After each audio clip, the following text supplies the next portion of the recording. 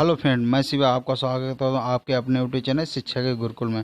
आज आपको इस वीडियो में पढ़ने को मिलेगा भारत के प्रमुख पर्व, त्योहार, मेले और जिस स्टेट में ये उत्सव मनाए जाते उस स्टेट से रिलेटेड जीके भी आपको पढ़ने को मिलेगा। अगर आप हमारे चैनल पर नए हैं तो हमारे चैनल को सब्सक्राइब कीजिए और बेल आइकन दबाएं ताकि इस तरह के वीडियो की नोटिफिकेशन सबसे पहले आपको मिल सके। और जो हमारे पुराने सब्सक्राइबर हैं तो ये वीडियो पूरा देखिए, वीडियो स्किप नहीं कीजिएगा, नहीं समझ में नहीं आएगा। अगर आपने शास्त्रीय नृत्य का वीडियो नहीं देखा हमारा तो इस वीडियो के डिस्क्रिप्शन में उसका लिंक दे रखे हैं। अगर आपकी इच्छा करे तो देखिएगा, नहीं तो कोई बात नहीं, इस वीडियो को पूरा देखिएगा, इस वीडियो को स्किप मत कीजिएगा। तो चलते हैं अपने भारत के पर्व और मेले उत्सवों की तरफ। पहला है हमारा सुलह कुल महोत्सव। ये प्राय आगरा में आयोजित किया जाता है। ये हिंदू मुस्लिम एकता का प्रतीक है। इस महोत्सव को हिंदू मुस्लिम एकता का प्रतीक माना जाता है। यहाँ पे ताज महोत्सव भी होता है, कन्नौज में भी कन्नौज महोत्सव होता है जो हिंदू मुस्लिम संस्कृतियों को आपस में जोड़ता है। आपस में जोड़कर इसको महोत्सव के रूप में आयोजित किया जाता है। इसके अलावा हमारे कुंभ मेला, ये तो पता ही है, प्रयागराज में इसका आयोजन किया जाता है। पशु मेला वटेश्वर, जो कि आगरा से 74 से 75 किलोमीटर दूर वटेश्वर एक जगह है, वहाँ पे इसका आयोजन किया जाता है। ये उत्तर भारत का सबसे बड़ा पशु मेला है। यहाँ पे सारे गाय भैंस बकरी इनका सबको खरीदी और बिक्री की जाती है। यहाँ पे देश विदेश के पर्यटक भी आते हैं। कैलाश मेला यूपी के पेपर में आ चुका है। इसको मोस्ट इम्पोर्टेंट करके आप टिक कर लीजिएगा या अपने नोटबुक में लिख लीजिएगा। ये प्राय आगरा में आयोजित कीजिएगा। आप ये नहीं समझिए कैलाश मेला है तो वाराणसी में होगा। वाराणसी में ध्रुपद मेला है। ध्रुपद मेला एक 4 दशकों पुराना है। ये तुलसीदास घाट में इसका आयोजन किया जाता है। सबसे पहले इसकी शुरुआत या नींव पड़ी थी 1974 में और इसका आयोजन 1975 से शुरू किया गया। लठमार होली आपकी ब्रज और बरसाना में खेली जाती है। इसमें पत्नियां अपने पति को लाठी से पीटती हैं। और आपको कुछ राज्य से रिलेटेड जानकारी दे दें तो राज्य से रिलेटेड जानकारी में यहाँ की जो राज्यपाल हैं हमारे उत्तर प्रदेश की, आनंदीबेन पटेल, इससे पहले ये एमपी और छत्तीसगढ़ की राज्यपाल थी। हमारे वर्तमान मुख्यमंत्री हैं योगी आदित्यनाथ जी। और उत्तर प्रदेश की राजधानी है लखनऊ। लखनऊ किस नदी के किनारे? तो लखनऊ हमारे गोमती नदी के किनारे है। ये आपको लोगो दिख रहा होगा कुंभ मेला का, जो 2019 में आयोजित किया गया था। अब चलते हैं अपने अगले महोत्सव की तरफ। अगला पर्व है हमारा सूरज कुंड क्राफ्ट मेला। ये हरियाणा के फरीदाबाद में इसका आयोजन किया जाता है। ये दुनिया का सबसे बड़ा हस्तशिल्प मेला है। इसमें हाथ से बनी हुई चीज़ों का इस मेले में आपको देखने को मिलेंगी। मोर, तोता, कपड़े, इसमें नृत्य भी होता है। इसमें पर्यटक भी बहुत अधिक मात्रा में आते हैं। इसकी शुरुआत 1987 में की गई थी। 2019 में इसकी स्टेट थीम थी जो कि 33वां संस्करण था, महाराष्ट्र थी। और हरियाणा के पानीपत से भारतीय सेनाओं के लिए 75% कंबलों की आपूर्ति की जाती है। जो कि और सोनू निगम है जो हमारे जो सिंगर हैं वो फरीदाबाद की इनकी जन्मभूमि है। अब चलते हैं अगले पर्व की तरफ। अगला पर्व है फ्रेंड्स पुरी की रथ यात्रा। ये पूरे भारत में फेमस है। इसको स्टार करके नोटबुक में नोट कर लीजिएगा। ये कहाँ पे? तो ये उड़ीसा में इसका आयोजन किया जाता है भव्य तरीके से। उड़ीसा की राजधानी क्या है? तो उड़ीसा की राजधानी है भुवनेश्वर, जो कि यहाँ का सबसे बड़ा शहर है। पूर्व भारतीय उड़ीसा राज्य का पुरी क्षेत्र, जिसे पुरुषोत्तमपुरी संघ क्षेत्र, श्री क्षेत्र के नाम से जाना जाता है। भगवान श्री जगन्नाथ जी की मुख्य लीला भूमि इसको कहते हैं। उत्कल उड़ीसा को कहते हैं। उत्कल प्रदेश के प्रधान देवता श्री जगन्नाथ जी को ही माना जाता है। इसमें जगन्नाथ, बालभद्र और सुभद्रा की रथ यात्रा निकाली जाती है, जैसे कि आप ये इमेज में देख रहे होंगे। यहाँ के जो वर्तमान राज्यपाल हैं गणेशी लाल, वर्तमान मुख्यमंत्री हैं नवीन पटनायक। उड़ीसा के संबलपुर के पास हीराकुंड बांध विश्व का सबसे बड़ा मिट्टी का बांध है। और उड़ीसा को प्राचीन में कलिंग कहा जाता था, जिसको अशोक ने 261 में जीता था और भारी रक्तपात हुआ था। आधुनिक उड़ीसा की स्थापना 1936 में कटक में हुई थी। और यहाँ के पर्यटक स्थल हैं पुरी, कोणार्क, भुवनेश्वर। ये थे आपको पुरी से रिलेटेड और उड़ीसा से रिलेटेड जानकारी। चलते हैं अगले पर्व की तरफ। अगला पर्व है हमारा सोनपुर का मेला। सोनपुर का मेला बिहार में इसका आयोजन किया जाता है। बिहारी में एक और पर्व मनाया जाता है छठ पूजा, जो कि विवाहित स्त्रियों द्वारा इसको मनाया जाता है। छठ मैया की इसमें पूजा की जाती है। दिवाली के थोड़े दिन बाद इसका आयोजन किया जाता है। इसको भी बड़े भव्य रूप से बिहार में मनाया जाता है। और सोनपुर का मेला, सोनपुर का यह मेला सोनपुर के गंडक नदी के तट पर कार्तिक पूर्णिमा को लगता है। यह एशिया का सबसे बड़ा पशु मेला है। इस मेले को हरिहर क्षेत्र के नाम से भी जाना जाता है। स्थानीय लोग इसको छतर मेला के नाम से भी पुकारते हैं। पहले ये हाजीपुर में लगता था, फिर औरंगजेब के आदेश पर ये सोनपुर में लगने लगा। तब से ये आज तक सोनपुर के मेले के नाम से विख्यात है पूरे भारत में। इस मेले से अकबर ने हाथी खरीदा था। और कुछ आपको करंट से बता दें बिहार से रिलेटेड, बिहार सरकार ने माफिया गिरोह को पकड़ने के लिए ऑपरेशन कोबरा चलाया है और ऑपरेशन उजाला भी चलाया है मुजफ्फरपुर के लिए। अगला पर्व है देवी धुरा या बग्वाल।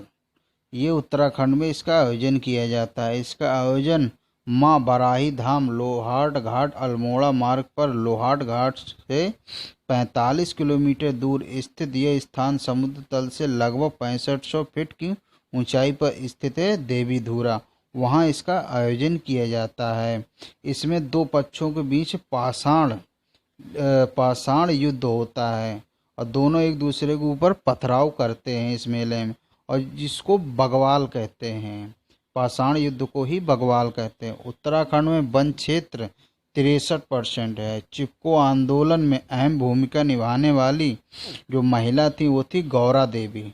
उत्तराखंड के प्रथम महिला एवरेस्ट विजेता थी बछेंद्री पाल। प्रथम राज्यपाल सुरजीत सिंह बरनाला। प्रथम मुख्यमंत्री थे यहाँ के नित्यानंद स्वामी। अब चलते हैं अपने अगले पर्व की तरफ। अगला महोत्सव है पुष्कर मेला। पुष्कर मेला भारत में सुप्रसिद्ध विख्यात है ऊँटों के लिए। ये राजस्थान में इसका आयोजन किया जाता है। राजस्थान की राजधानी क्या है? जयपुर। ये अजमेर से 11 किलोमीटर के दूर स्थित हिंदुओं का प्रसिद्ध तीर्थ स्थल पुष्कर में यहाँ पर कार्तिक पूर्णिमा को ये मेला लगता है, जिसमें सबसे ज़्यादा देश विदेश के पर्यटक भारी मात्रा में इस मेले को देखने के लिए आते हैं। और यहाँ के लोग अपने को पवित्र करने के लिए पुष्कर झील में स्नान करते हैं, वहाँ पे पूजा पाठ करते हैं। आपको जीके से रिलेटेड कुछ बता दें। राजस्थान का प्रवेश द्वार भरतपुर को कहते हैं। राजस्थान का कश्मीर उदयपुर को कहते हैं। जल महलों की नगरी डींग भरतपुर को कहते हैं। राजस्थान का वृक्ष खेजड़ी है और राजस्थान का पुष्प रोहिणी है। तो चलते हैं अब अपने अगले महोत्सव की तरफ। अगला महोत्सव है कर्मा। कर्मा झारखंड छत्तीसगढ़ का प्रमुख त्यौहार है। कर्मा पर झारखंड के लोग ढोल मादर की थाप पर झूमते गाते हैं। कर्मा आदिवासियों का सांस्कृतिक प्रतीक माना जाता है। इस अवसर पर विशेष गीत भी गाए जाते हैं। कर्मा के एक डाल को काटकर उसको ऐसा काटते हैं ताकि ज़मीन पर न गिरे, उसको लाके अपने घर द्वार में गाड़ के वहाँ पे इसका नाचा गाया जाता है और सुबह होके इसका विसर्जन किया जाता है। सरहुल कहाँ कहाँ पे इसका उत्सव मनाया जाता है? तो उड़ीसा और पश्चिम बंगाल और झारखंड में। सरहुल को बाहा पोराब भी कहते हैं। ये चैत माह में नई साल के रूप में इसका आयोजन किया जाता है। सरहुल का अर्थ होता है साल की पूजा करना। सरहुल त्यौहार की जो कड़ियाँ हैं मुंडा जनजाति के महाभारत से जुड़ी हुई। बताया जाता है कि मुंडा जनजाति ने कौरवों के पक्ष में पांडवों से लड़ाई की थी और जो उसमें मारे गए थे उन सबों को साल के वृक्ष या पत्तों से ढक दिए गए थे और कुछ अलग थे। जो अलग थे वो सड़ गए थे। जो साल के जो वृक्ष के नीचे थे वो सुरक्षित सब थे। इसीलिए उनकी आस्था साल के वृक्ष से ज़्यादा है, इसीलिए वो सरहुल त्यौहार मनाते हैं। चलते हैं अगले पर्व की तरफ। अगला पर्व है वात्सल्य। वात्सल्य एक मेले की तरह आयोजित नहीं किया जाता। ये एक स्टेज में परफॉर्म किया जाता है, गीत गाए जाते हैं, डांस किया जाता है, अपनी कलाओं को प्रदर्शन किया जाता है। ये नई दिल्ली में इसका आयोजन किया जाता है। दिल्ली को भारतीय महाकाव्य महाभारत में प्राचीन इंद्रप्रस्थ की राजधानी के रूप में जाना जाता है। 19वीं शताब्दी के आरंभ में दिल्ली में इंद्रप्रस्थ नाम का एक गांव हुआ करता था। चंद्रवरदाई की रचना पृथ्वीराज रासो में तोमर वंश राजा आनंग पाल को दिल्ली का संस्थापक माना जाता है। चलते हैं अगले पर्व की तरफ। अगला पर्व है हमारा पोंगल। पोंगल ये मोस्ट इम्पोर्टेंट है, इसको नोटबुक में जरूर नोट कीजिएगा। ये बहुत बार पेपर में आ चुका है। ये तमिलनाडु में इसका आयोजन किया जाता है। ये है हमारा तमिलनाडु, ठीक है। और यहाँ पे और भी इसके अलावा भी और भी त्यौहार हैं, जो पर्व हैं, इसको आयोजन किया जाता है। अटापू, जलीकट्टू, त्यागराज, जो कि तंजावुर में इसका आयोजन किया जाता है। यह पर्व का इतिहास कम से कम 1000 वर्ष पुराना है। पोंगल का तमिल में अर्थ होता उफान या विप्लव। इसे तमिलनाडु के अलावा देश के अन्य भागों Sri Lanka, Malaysia, Mauritius, America, Canada, Singapore आदि अन्य देशों में तमिल लोग जो वहाँ रहते हैं वो इसका आयोजन करते हैं। यहाँ के जो राज्यपाल हैं अभी वर्तमान बनवारी लाल पुरोहित, मुख्यमंत्री है के पलानी स्वामी। अब चलते हैं अपने अगले पर्व की तरफ। अगला पर्व है हमारा ओणम। ओणम मोस्ट इम्पोर्टेंट पर्व है, ये कई बार पेपरों में आ चुका है और इस वीडियो का लास्ट पर्व है। इसके बाद जो बचे हुए पर्व हैं आपको अगले वीडियो में देखने को मिलेगा। ये मोस्ट इम्पोर्टेंट स्टार लगा हुआ है, मोस्ट इम्पोर्टेंट, इसको आप नोटबुक में अपनी नोट कर लीजिएगा। ये इसका आयोजन केरल में होता है। इसके अलावा और भी पर्व केरल में मनाए, जैसे बीसू पर्व और मकर बिलक्कू पर्व, इसको भी आप देख लीजिएगा, कभी कभी कार पूछ लिया जाता है। ओणम एक प्रमुख त्यौहार है। ओणम का उत्सव सितंबर में राजा महाबली के स्वागत में प्रतिवर्ष आयोजित किया जाता है, जो 10 दिनों तक चलता है। उत्सव तिक्काकरा, जो कि कोचीन के पास है, केरल के एकमात्र बावन मंदिर से इसका प्रारंभ होता है।